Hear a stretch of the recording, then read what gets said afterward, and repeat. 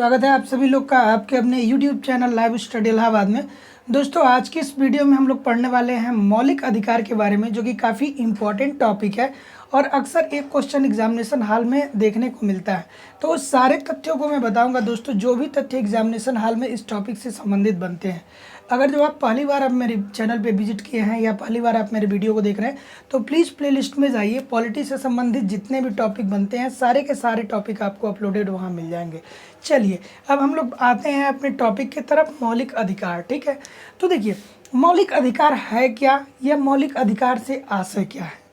तो मौलिक अधिकार से दोस्तों आशय है कि जनता को प्रदत्त, ठीक है, ऐसा अधिकार, जनता को प्रदत्त ऐसा अधिकार जो भारतीय जनता के हितों का संरक्षण करती है, ठीक है, उसे ही मौलिक अधिकार कहते हैं। ठीक है, मौलिक अधिकार के अंदर क्या आता है दोस्तों, और ये अधिकार किसके द्वारा दिया गया है? ये अधिकार भारतीय संविधान के द्वारा दिया गया। यानी सिंपल भाषा में हम कहें कि जनता को प्रदत्त एक ऐसा अधिकार जो जनता के हितों का संरक्षण करती है उसे मौलिक अधिकार कहते हैं। ठीक है, बहुत ही सिंपल भाषा में मैंने आपको बता दिया। अब बात करते हैं दोस्तों, जो बहुत पॉपुलर प्रश्न है कि मौलिक अधिकार लिया कहाँ गया से है। ठीक है, मौलिक अधिकार किस देश से लिया गया है? तो वो लिया गया है संयुक्त राज्य अमेरिका। ठीक है, हम लोग नोट डाउन करते चलेंगे कि मौलिक अधिकार कहाँ से लिया गया दोस्तों? संयुक्त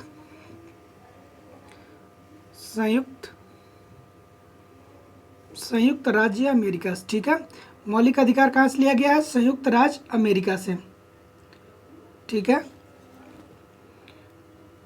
अब चलिए इसके बाद जो नेक्स्ट पॉइंट बनेगा दोस्तों वो क्या बनेगा कि किस भाग में मौलिक अधिकार का वर्णन है। ठीक है, तो किस भाग में मौलिक अधिकार का वर्णन है? जैसा कि मैंने आपको पिछली कक्षाओं में बताया था कि भाग 1 में संघ और उसका राज्य क्षेत्र है, भाग 2 में नागरिकता है, और अब भाग 3 में हम बात करेंगे मौलिक अधिकार के बारे में। ठीक है, तो भाग 3 जो है वो मौलिक अधिकार के बारे में बात करता है। भाग 3 में वर्णित है। ठीक है, भाग 3 में क्या है दोस्तों?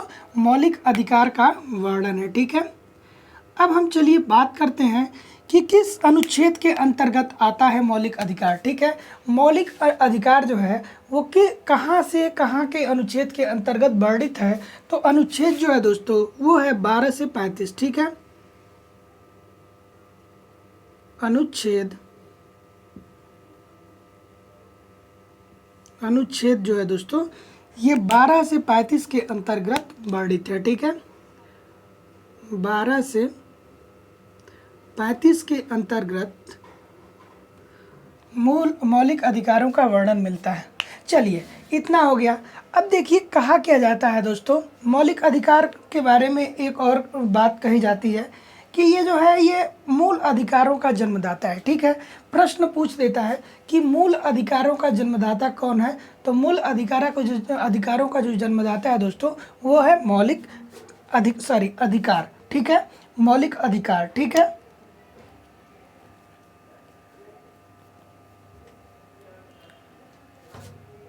ठीक है, मूल अधिकार का जन्मदाता,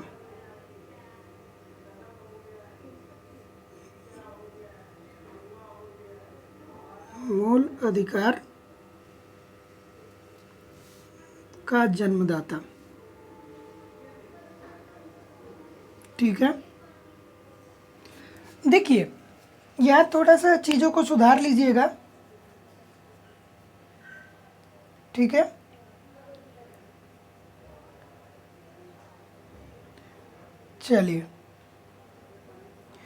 चलिए अब देखिए मूल अधिकार तो ये है ही। ठीक है, इसे भारत का मैग्ना कार्टा भी कहा जाता है और भारत के मैग्ना कार्टा को ही कहा जाता है मूल अधिकारों का जन्मदाता। थोड़ा सा आप लोग सुधार कर लीजिएगा। ठीक है, और कहीं हमने थोड़ा बहुत बोल दिया है मूल अधिकार की जगह मूल कर्तव्य बोल दिया तो उसको रेक्टिफाई कर लीजिएगा। चलिए अब हम आगे बात करते हैं दोस्तों कि मौलिक अधिकार जो होता है दोस्तों उसमें संशोधन हो सकता है कि नहीं हो सकता है।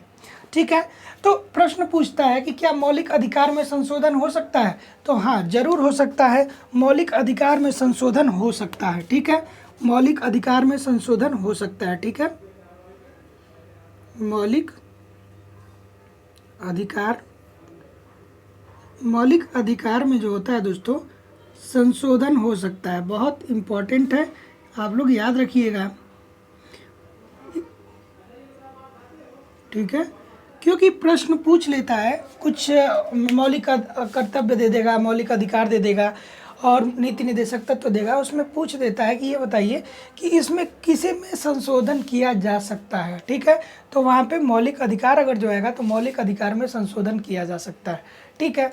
उसके बाद जो एक और पॉइंट बनता है दोस्तों, वो ये बनता है कि राष्ट्रीय आपात के दौरान, ठीक है, जीवन और व्यक्तिगत स्वतंत्रता के अधिकार को छोड़ के अन्य मौलिक अधिकारों को स्थगित किया जाता है, ठीक है। अब देखिए, आपातकाल के दौरान, ठीक है, आपातकाल के दौरान, आपातकाल, सॉरी दोस्तों, आपातकाल में क्या किया जा सकता है, जीवन और व्यक्तिगत, ठीक है। आपातकाल किसकी बात कर रहे हैं दोस्तों, 352, ठीक है, 352 अनुच्छेद के तहत क्या होता है कि जीवन और, ठीक है, ठीक है, जीवन और व्यक्तिगत स्वतंत्रता को छोड़ के अन्य सारे अधिकार आपसे छीन ले जाते हैं, ठीक है। जीवन व व्यक्तिगत, ठीक है, जीवन व व्यक्तिगत स्वतंत्रता, ठीक है, जीवन और व्यक्तिगत स्वतंत्रता को छोड़ के और जितनी भी स्वतंत्रताएं होती हैं वो आपसे छीन ली जाती हैं, ठीक है। अब चलिए, अब हम बात करते हैं दोस्तों, एक बार रिवीजन कर लेते हैं कि मौलिक अधिकार कहाँ से लिया गया है, संयुक्त राज्य अमेरिका से लिया गया है।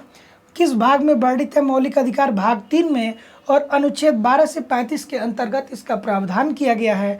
मूल भारत का मैग्ना कार्टा भी इसे कहा जाता है, अर्थात इसे मूल अधिकारों का जन्मदाता भी कहा जाता है, ठीक है। मौलिक अधिकार में संशोधन किया जा सकता है। साथ ही साथ में आपातकाल के दौरान जो हमारे मूल मौलिक अधिकार हैं या मूल अधिकार हैं वो छीन लिए जाते हैं, केवल जीवन व व्यक्तिगत स्वतंत्रता के अधिकार को छोड़ के। चलिए, अब हम बात करेंगे दोस्तों कि मूल अधिकार मौलिक अधिकारों की संख्या कितनी है, ठीक है। मौलिक अधिकारों की संख्या कितनी है, देखिए, मूल संविधान में मौलिक अधिकार कितने थे, मूल संविधान में मौलिक अधिकार 7 थे, ठीक है। मूल संविधान में जो मौलिक अधिकारों की संख्या थी वो कितने थी, वो 7 थी। लेकिन अगर जो वर्तमान की बात की जाए तो वर्तमान में केवल 6 हैं, ठीक है। अब किसे हटा दिया गया, तो 44वां संविधान संशोधन के अंतर्गत संपत्ति के अधिकार को मूल अधिकार से हटा दिया गया, ठीक है। हटाया गया दोस्तों, हटाया गया संपत्ति के अधिकार को, संपत्ति का अधिकार, ठीक है, संपत्ति के अधिकार को हटाया गया है, संपत्ति के अधिकार को हटा दिया गया है, ठीक है। किस संशोधन के अंतर्गत हटा दिया गया दोस्तों, 44वें संविधान संशोधन, 44वें संविधान संशोधन के अंतर्गत इसको हटाया गया, ठीक है, ठीक है। और ये कब हुआ दोस्तों, 1978 में, ठीक है, 1978 ईस्वी में इसको हटा दिया गया। तो देखिए, अब ये मूल अधिकार से हट गया तो अब ये किसके अंतर्गत आ गया दोस्तों, अब ये जो है दोस्तों ये किसके अंतर्गत आ गया, अब ये आ गया संविधान के अनुच्छेद 301 के तहत कानूनी अधिकार। अब ये क्या हो गया है, कानूनी अधिकार हो गया, ठीक है, कानूनी, ठीक है, कानूनी अधिकार हो गया ये, ठीक है, कानूनी अधिकार हो गया है, कानूनी अधिकार, ठीक है। और किसके तहत हो गया है दोस्तों, ये 300 के अंतर्गत ये क्या हो गया है, कानूनी अधिकार हो गया है, ठीक है। तो चलिए, अभी तक हमने क्या देखा है दोस्तों, देख लीजिए, एक बार रिवीजन कर लीजिए, ठीक है, एक बार रिवीजन आप लोग कर लीजिए कि मौलिक अधिकार हम लोग पढ़ रहे हैं। मौलिक अधिकार कहाँ से लिया गया है, मौलिक अधिकार लिया गया संयुक्त राज्य अमेरिका से। किस भाग में वर्णित है? भाग 3 में वर्णित है। ठीक है, अनुच्छेद 12 से लेकर 15 के अंतर्गत मौलिक अधिकारों की बात की गई है। ठीक है, इसे मूल अधिकार का जन्मदाता भी कहा जाता है, जो हम मैग्ना कार्टा की बात कर रहे थे। ठीक है, और मौलिक अधिकारों में संशोधन किया जा सकता है कि नहीं किया जा सकता है? जी हाँ, जरूर किया जा सकता है।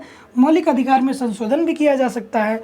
और आपातकाल 352 के तहत जो राष्ट्रपति लगाता है, ठीक है, उसके तहत जीवन व व्यक्तिगत स्वतंत्रता को छोड़ के और सारे मौलिक अधिकारों को छीने जा सकते हैं। ठीक है, मूल संविधान में 7 मौलिक अधिकार थे।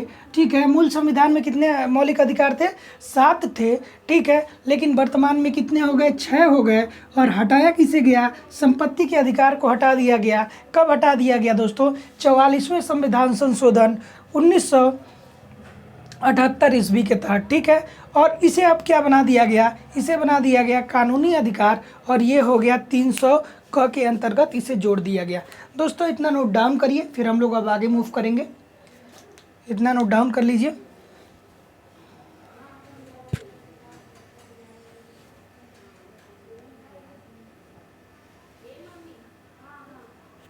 चलिए अब हम बात करेंगे दोस्तों कि आखिरकार मौलिक अधिकार हैं कौन। ठीक है, अब हम लोग एक एक करके पढ़ेंगे मौलिक अधिकारों के बारे में। ठीक है, तो अब हम लोग मौलिक अधिकार के भाग पढ़ ले पहले। ठीक है, कि मौलिक अधिकार के भाग कौन कौन से हैं। ठीक है, चलिए दोस्तों, बहुत इंटरेस्टिंग टॉपिक है और बहुत अच्छे से मैं पढ़ा रहा हूँ। जिस तरीके से मैं बता रहा हूँ वैसे ही आप लोग भी करते जाइएगा। ठीक है, अब देखिए मौलिक अधिकार की अगर जो हम बात करें दोस्तों, तो जो मौलिक अधिकार हमारे पास, जैसा कि बताया गया था कि टोटल मौलिक अधिकार कितने हैं दोस्तों? टोटल कितने हैं? टोटल 6 हैं। और उन्हीं 6 मौलिक अधिकारों के बारे में हम यहाँ पे बात करेंगे। ठीक है, तो पहले नंबर पे आता है दोस्तों, ठीक है, क्योंकि हमको पढ़ना है सब विस्तार से, इसको तो जानना जरूरी है। ठीक है, समता या समानता का अधिकार 14 से 18। ठीक है, समता या समानता का अधिकार, समता या समानता का अधिकार। ठीक है, अधिकार ये किस अनुच्छेद के अंतर्गत वर्णित है दोस्तों? बहुत इंपॉर्टेंट है, हम आगे सब विस्तार से इसको पढ़ाएंगे, लेकिन जैसे अभी कर रहे हैं वैसे कर लीजिए। अनुच्छेद 14 से 18। ठीक है, अनुच्छेद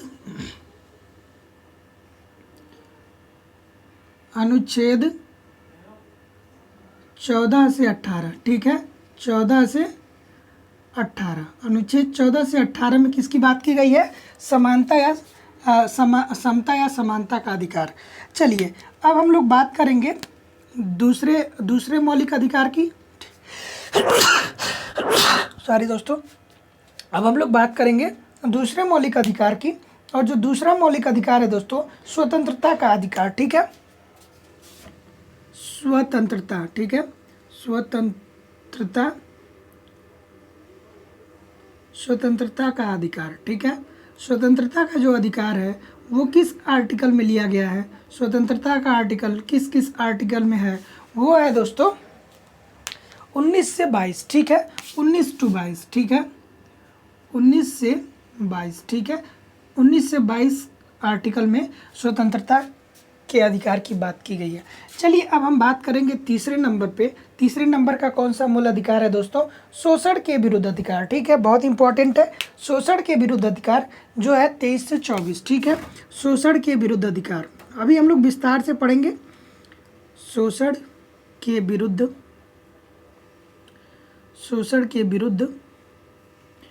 अधिकार। ठीक है, इसी में दोस्तों बच्चों से संबंधित है। शोषण के विरुद्ध अधिकार जो है वो है दोस्तों 23 से 24। ठीक है, ये तीसरे नंबर का अधिकार है। चौथे नंबर का जो अधिकार आता है दोस्तों, वो बहुत इंपॉर्टेंट होने वाला है। ये है धार्मिक स्वतंत्रता का अधिकार। ठीक है, धार्मिक स्वतंत्रता का अधिकार 25 से 28। ठीक है, धार्मिक स्वतंत्रता का अधिकार, धार्मिक स्वतंत्रता का अधिकार, ठीक है। धार्मिक स्वतंत्रता का अधिकार जो है वो किसके अंतर्गत आता है दोस्तों? 25 से 28। अभी हम एक एक करके पढ़ेंगे, 25 से 28, ठीक है। अब चलिए, अब हम बात करेंगे दोस्तों 5 नंबर पे। 5 नंबर क्या करता है दोस्तों? 5 नंबर हम कहता है 5 नंबर संस्कृत और शिक्षा संबंधी अधिकार, ठीक है। संस्कृति व शिक्षा संबंधी अधिकार, ठीक है। संस्कृति व शिक्षा संबंधी अधिकार, ठीक है। और ये किस आर्टिकल के अंतर्गत आता है? संस्कृत व शिक्षा संबंधी आर्टिकल किसके अंतर्गत किस आर्टिकल के अंतर्गत आता है दोस्तों? 29 से 30, ठीक है। 29 से 30। अब जो बहुत इंपॉर्टेंट आता है दोस्तों वो आता है संवैधानिक उपचारों का इतिहास, ठीक है। संवैधानिक उपचारों का इतिहास, ठीक है।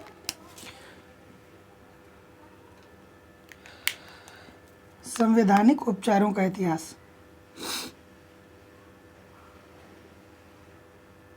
संवैधानिक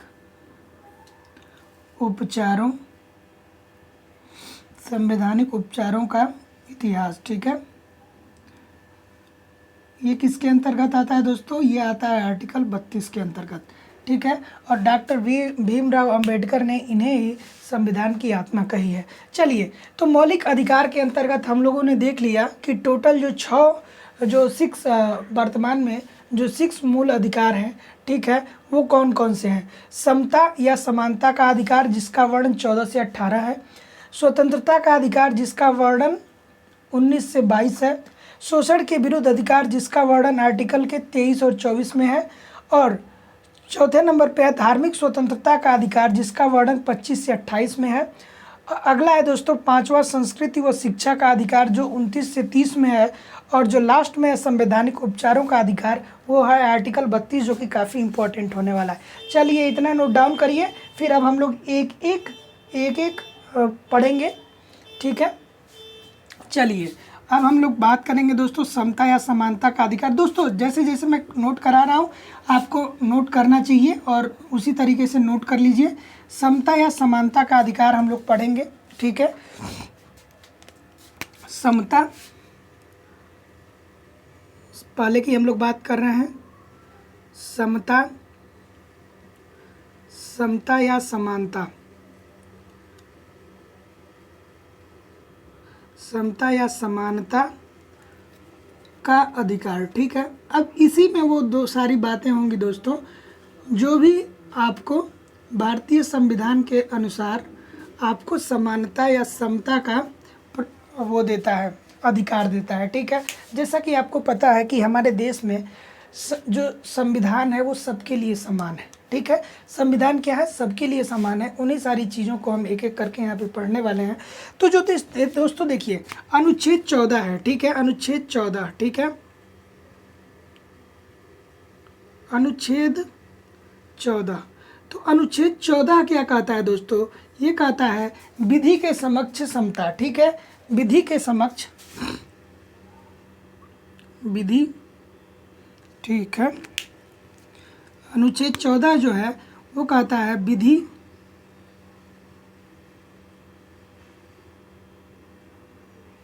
विधि के समक्ष समता, ठीक है। अर्थात कानून की नज़रों में सभी लोग समान होंगे, ठीक है। ये अर्थात जो कानून होगा वो भारत में सबके लिए समान होगा, ठीक है। अगर जो कानून जो है दोस्तों, अगर जो देखिए कानून क्या होगा? सबके लिए समान होगा। वो चाहे पुअर हो, चाहे अमीर हो, चाहे गरीब हो, कोई भी होगा दोस्तों, उसके लिए समान के विधि के समक्ष क्या होगा? समान कानून होगा, ठीक है। तो विधि के समक्ष समता से आशय क्या है? समान कानून, ठीक है। समान कानून, ठीक है। विधि के समक्ष समता का क्या आशय है? समान कानून है, ठीक है। चलिए, तो अनुच्छेद 14 के अंतर्गत हमने ये देख लिया कि विधि के समक्ष समता की बात करता है, जिसके अंतर्गत विधि के समक्ष समता इट मीन्स कि जो कानून होगा वो देश में सबके लिए समान होगा। वो चाहे अमीर वर्ग हो, चाहे गरीब वर्ग हो, चाहे वो भारत के उत्तर में रहता हो, चाहे भारत के दक्षिण में रहता हो, यदि वो भारत का नागरिक है तो कानून उसके लिए क्या होगा दोस्तों, बराबर होगा। ठीक है, चलिए अब हम बात करेंगे अनुच्छेद 15 में जो है धर्म, नस्ल, जाति, लिंग के स्थान पे कोई भेदभाव नहीं किया जाएगा। ठीक है, अनुच्छेद 14। ठीक है, अनुच्छेद 15। ठीक है, जाति, धर्म, नस्ल के आधार पे कोई भेदभाव नहीं किया जाएगा। ठीक है, क्या बात करता है दोस्तों, जाति, धर्म और नस्ल। ठीक है, जाति, धर्म, नस्ल व लिंग। ठीक है, जाति, धर्म जाति, धर्म, नस्ल और लिंग के आधार पे आपसे कोई भेदभाव नहीं किया जाएगा। ठीक है, आप किस जाति के हैं इससे कोई असर नहीं पड़ेगा, आप किस धर्म को मानने वाले हैं, किस नस्ल को आप किस नस्ल के हैं और कौन सा आपका लिंग है, आप पुरुष हैं कि मेल हैं कि क्या हैं आप, इससे कोई असर नहीं पड़ेगा। सबको भारतीय संविधान समान रूप से नागरिकता देती है और समान रूप से सबके लिए प्रावधान है। तो अनुच्छेद 14 में क्या है, विधि के समान समता अर्थात कानून सबके लिए समान होगा। अनुच्छेद 15 में क्या होगा कि जाति, धर्म, नस्ल और लिंग के आधार पे सरकार कोई भेदभाव नहीं करेगी। ठीक है, चाहे आप किसी भी जाति के हों, किसी भी धर्म के हों, किसी भी नस्ल के हों या किसी भी लिंग के हों। ठीक है, ठीक है, चलिए अब हम बात करेंगे दोस्तों अनुच्छेद 16 की बात करेंगे। ठीक है, अनुच्छेद 15 हो गया है, अनुच्छेद 16। ठीक है, अनुच्छेद 16। ठीक है, अनुच्छेद 16 में क्या बात किया गया दोस्तों, ये अनुच्छेद 16 बहुत इंपॉर्टेंट है। इसमें कहा गया है कि लोक नियोजन के विषय में अवसर की समानता। ठीक है, लोक नियोजन। ठीक है, लोक नियोजन, अब इससे क्या आशय है दोस्तों, अवसर समानता। ठीक है, अब इससे आशय क्या है, लोक नियोजन में अवसर की समानता से आशय क्या है कि अगर जो देखिए राज्य के अधीन किसी पद पर नियोजन या नियुक्ति होनी है तो ठीक है, तो क्या किया जाएगा, सबको समान अधिकार दिया जाएगा। लेकिन इसमें अपवाद भी है, इसमें अपवाद भी क्या है, SC ST और OBC को कुछ स्पेशल कोटे भी दिए गए हैं। ठीक है, अर्थात सरकार किसी भी पदों की भर्ती करती है तो उसमें क्या होता है, सभी नागरिकों को समान रूप से अधिकार दिया गया है। ठीक है, लेकिन अपवाद स्वरूप कुछ SC ST और OBC के लिए भी आरक्षित सीटें रखने का प्रावधान किया गया है। अब हम बात करेंगे दोस्तों अनुच्छेद 17, इसी के अंतर्गत दोस्तों रिजर्वेशन की बात कही गई है। ठीक है, चलिए अब हम लोग बात करेंगे दोस्तों। ठीक है, देखिए एक बार और समझ लीजिए, लोक नियोजन अवसर की समानता से क्या तात्पर्य है। जैसे देखिए आप लोग कॉम्पिटिटिव एग्जामिनेशन की तैयारी करते हैं, तो कॉम्पिटिटिव एग्जामिनेशन की तैयारी करते हैं तो आप देखते हैं कि अनुसूचित जनजाति और पिछड़े वर्गों को कहीं ना कहीं कुछ सीटें आरक्षित मिलती हैं। ठीक है, तो अपवाद स्वरूप वही इसमें शामिल है, अदरवाइज सभी लोग इक्वली रूप से पद के लिए एलिजिबल माने जाएंगे या पद के लिए भारत सरकार के द्वारा उनको छूट दी जाएगी। ठीक है, कि आप लोग आ सकते हैं और compete करके नौकरी पा सकते हैं। ठीक है, चलिए अब हम बात करेंगे दोस्तों अनुच्छेद 17 की, जो कि बहुत इम्पॉर्टेंट है और बहुत इम्पॉर्टेंट है। ठीक है, अनुच्छेद 17 की बात करते हैं दोस्तों। तो अस्पृश्यता का उन्मूलन। ठीक है, वो क्या है, अस्पृश्यता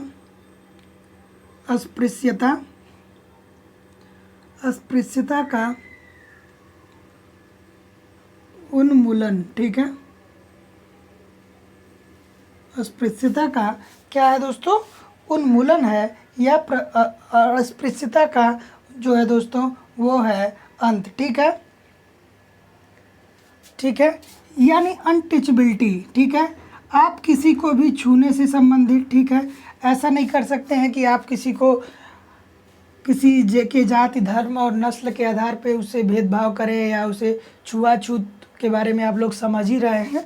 तो और अनुच्छेद 17 में अस्पृश्यता का उन्मूलन की बात की गई है। और अब जो है दोस्तों अनुच्छेद 18, ठीक है, अब बात करते हैं अनुच्छेद 18। अनुच्छेद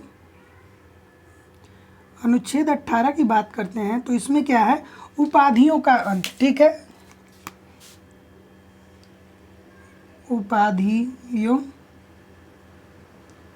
उपाधियों का अंत, ठीक है। अनुच्छेद 18 में क्या कहा गया है, उपाधियों का अंत, ठीक है। यानी कोई भी व्यक्ति स्वतंत्र रूप से उसको ये स्वतंत्रता नहीं मिलती है कि वो अपने आप को किसी भी उपाधियों से विभूषित करे, जबकि पहले ऐसा होता था, ठीक है।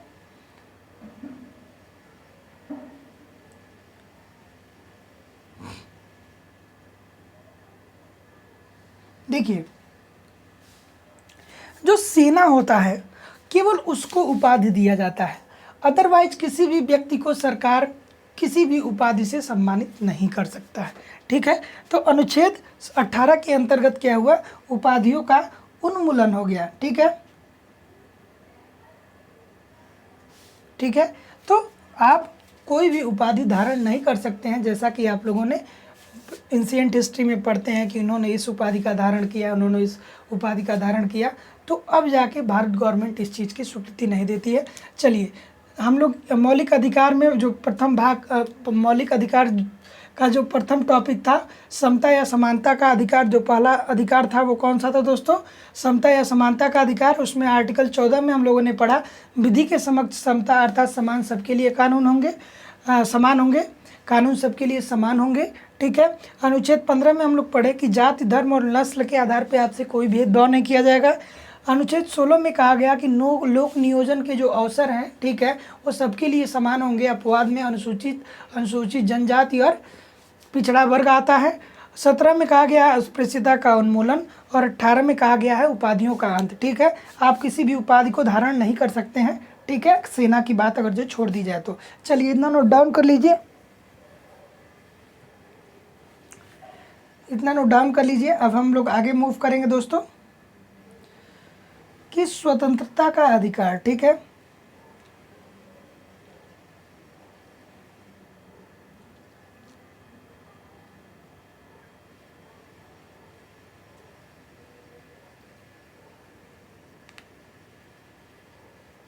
चलिए, हम लोगों ने एक पढ़ लिया था, अब हम एक अधिकार पढ़ लिया है। पहला अधिकार हम लोगों ने पढ़ लिया है जो स्वतंत्र समता का अधिकार है। अब चलिए हम लोग पढ़ेंगे स्वतंत्रता का अधिकार। जैसा कि हमने आपको बताया था कि स्वतंत्रता का जो अधिकार है दोस्तों, वो किस आर्टिकल के अंतर्गत वर्णित है, वो वर्णित है दोस्तों, स्वतंत्रता का अधिकार वर्णित है 19 से 22 तक, ठीक है। चलिए दूसरा पॉइंट पढ़ेंगे हम लोग, स्वतंत्रता का अधिकार, ठीक है। स्वतंत्रता के अधिकार में कुल टोटल कितने अधिकार दिए गए हैं दोस्तों, ये दिए गए हैं 7 अधिकार दिए गए हैं। आप लोग याद रखिएगा, 7 तरह की स्वतंत्रता दी गई है, 7 प्रकार की स्वतंत्रता, ठीक है। और 7 प्रकार की स्वतंत्रता दी गई है। इसमें जो इम्पोर्टेंट है वो हम बता देते हैं, क्योंकि सारा नहीं बताया जा सकता है, जो इम्पोर्टेंट है वही बता सकते हैं दोस्तों, ठीक है। तो जो इसमें सबसे पहला जो है दोस्तों वो क्या है, अनुच्छेद 19A, ठीक है। अनुच्छेद जो है दोस्तों, हम लोग बात करते हैं अनुच्छेद 19 की, ठीक है। सॉरी, हम लोग 7 प्रकार की स्वतंत्रता दी गई है स्वतंत्रता के अधिकार में, तो हम लोग इसमें ए पढ़ रहे हैं, ठीक है। क्या पढ़ रहे हैं, ए में क्या पढ़ रहे हैं दोस्तों, अनुच्छेद 19, ठीक है।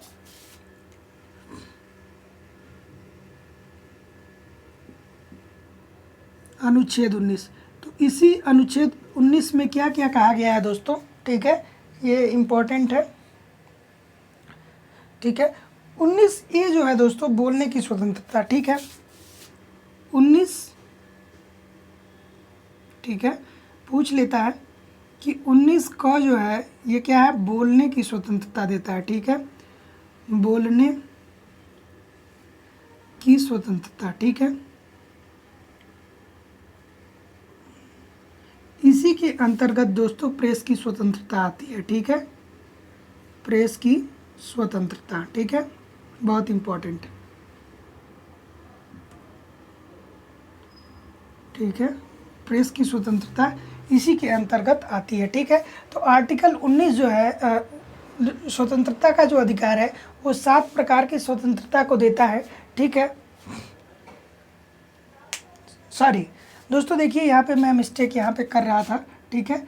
ये आर्टिकल 19 के तहत 7 प्रकार की स्वतंत्रता है, ठीक है, 7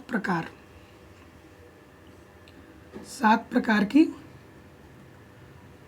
स्वतंत्रता है, ठीक है। 7 प्रकार की स्वतंत्रता किसके अंतर्गत दी गई है, वो दी गई है आर्टिकल 19 के तहत, और 19 का में बोलने की स्वतंत्रता है और प्रेस की आज़ादी से संबंधित है ये, ठीक है, प्रेस की आज़ादी इसी के अंतर्गत आता है, ठीक है।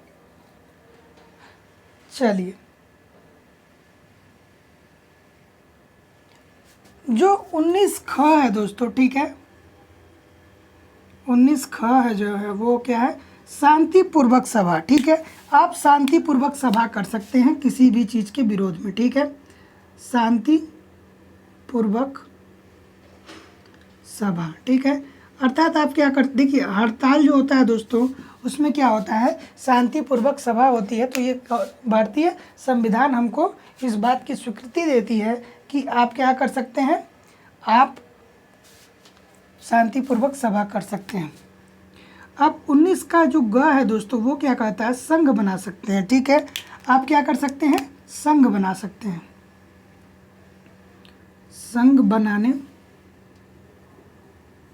संघ बनाने की स्वतंत्रता, ठीक है।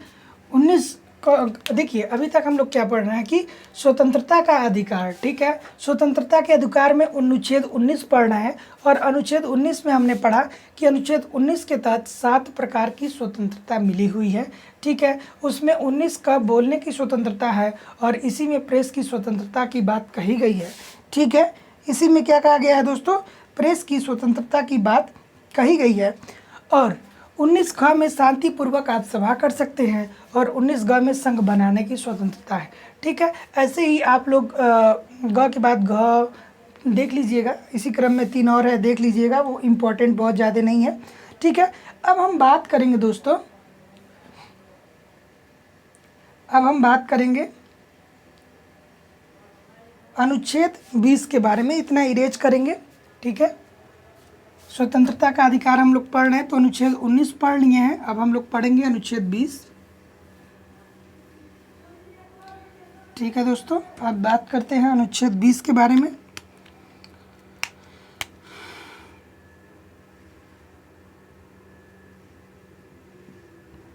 अनुच्छेद 20, तो अनुच्छेद 20 क्या कहता है, ये बहुत इंपॉर्टेंट है दोस्तों।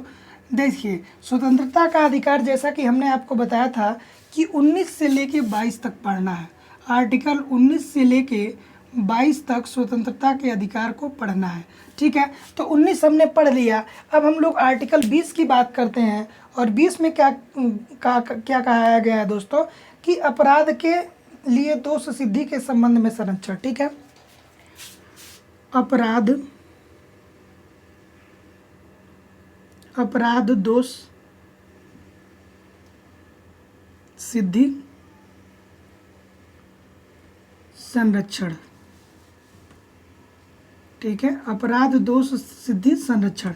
इसके अंतर्गत क्या किया गया है दोस्तों, कि जैसे मान लीजिए इसके अंतर्गत क्या कहा गया है, ठीक है, कि किसी भी अपराध के लिए केवल एक बार आपको सजा दी जाएगी, ठीक है। पहले पॉइंट में क्या कहा गया है, पहले पॉइंट में कहा गया है कि किसी भी अपराध के लिए केवल एक बार सज़ा दी जाएगी। ऐसा नहीं है कि आपको बार बार सज़ा दिया जाएगा, केवल एक बार सज़ा, ठीक है, केवल एक बार ही सज़ा आपको दिया जाएगा, ठीक है। उसके बाद कहा गया है दोस्तों दूसरे पॉइंट में कि सज़ा उसी कानून के तहत मिलेगी जब आपने जो क्राइम किया है उस वक्त, ठीक है, संविधान के तहत उसका प्रावधान था। जैसे आपने कोई क्या किया दोस्तों, कोई ऐसा कार्य कर दिया जो नियम के विरुद्ध है। जैसे 2000 में आपने कोई ऐसा काम कर दिया, ये 2020 चल रहा है, 2000 में आपने कोई ऐसा काम कर दिया, ठीक है, जो भारत के संविधान के नियम के विरुद्ध है, ठीक है।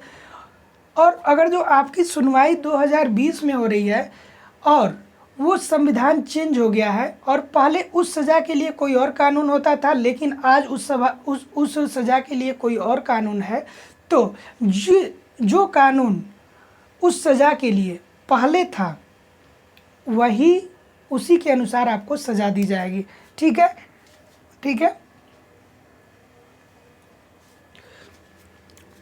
चलिए, तो यहाँ लिख लीजिए, वर्तमान कानून के अनुसार सज़ा, ठीक है, वर्तमान कानून के अंतर्गत सज़ा। ये किस वर्तमान की बात कर रहा है दोस्तों? ये उस वर्तमान की बात कर रहा है जब आपने जब आपने कोई गलत कार्य किया है जो संविधान के नियम के विरुद्ध हो, उसी के समय के अनुसार ही आपको सज़ा मिलेगी, ठीक है।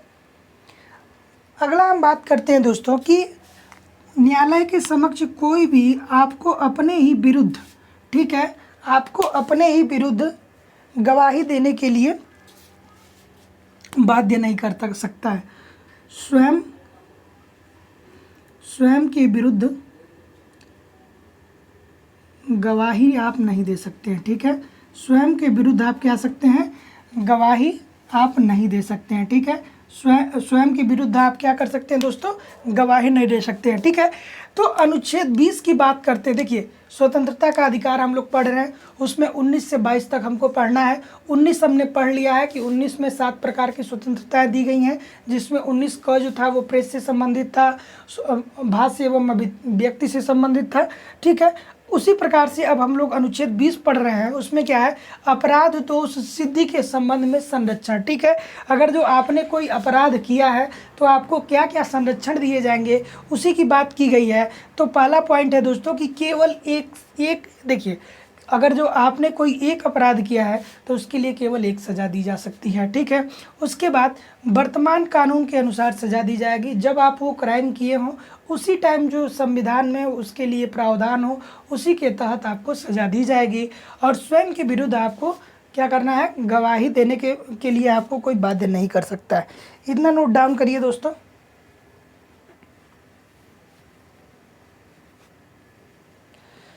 ठीक है, इतना नोट डाउन करिए। फिर अब हम लोग आगे मूव करेंगे।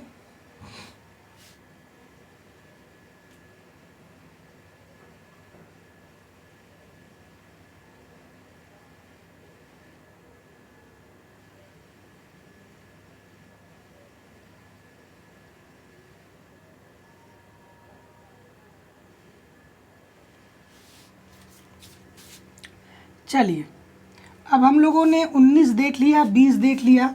अब हम लोग देखेंगे दोस्तों आर्टिकल 21, प्राण एवं दैहिक स्वतंत्रता का अधिकार, ठीक है, अनुच्छेद 21, ठीक है, अनुच्छेद 21, ठीक है। क्या है दोस्तों, अनुच्छेद 21 के अंतर्गत क्या वर्णन है, प्राण व दैहिक, ठीक है, प्राण व दैहिक स्वतंत्रता का संरक्षण,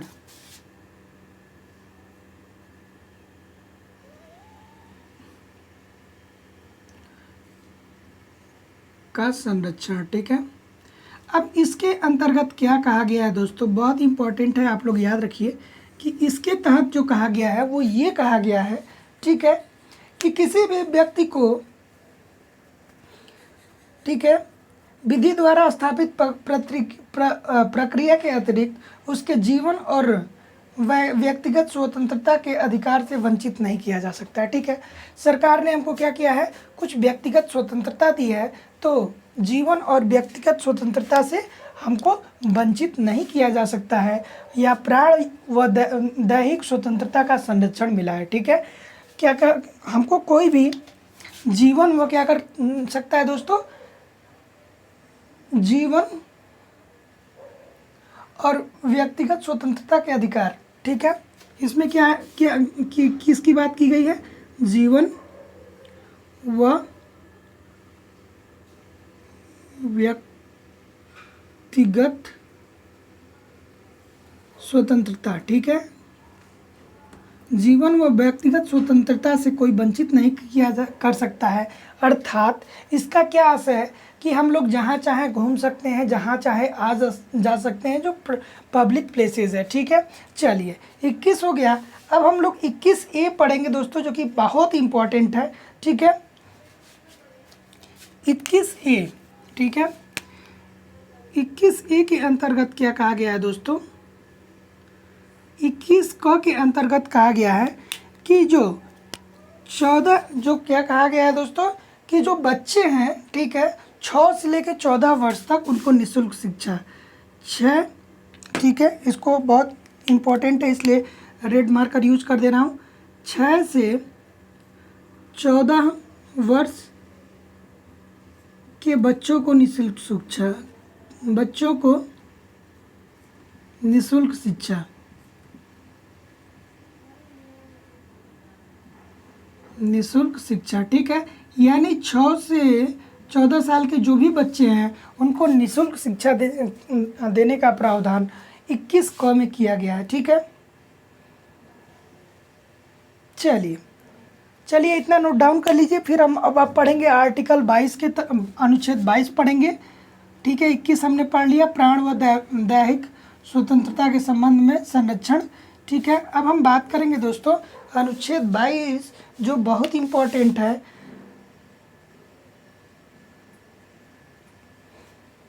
ठीक है, ये है अनुच्छेद 22, ये है गिरफ्तारी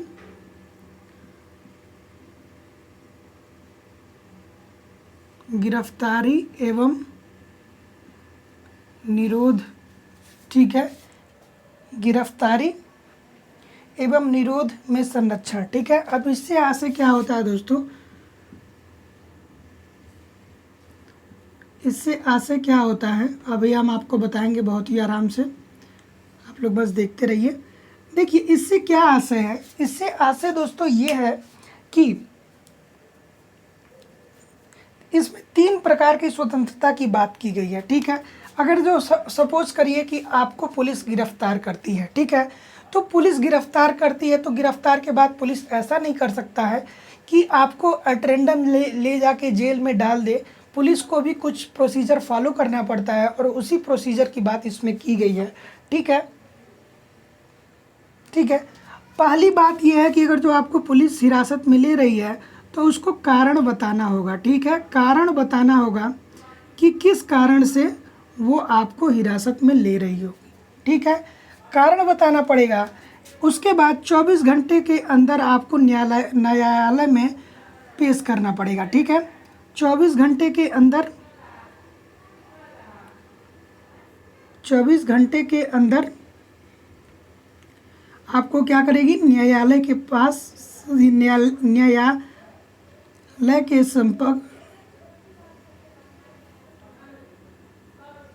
न्यायालय के समक्ष जो है दोस्तों प्रस्तुत करेगी। ठीक है, 24 घंटे के अंतर्गत। ठीक है, उसके बाद एक और पॉइंट आता है दोस्तों कि आप अपने पसंद के वकील को कर सकते हैं। ठीक है, वकील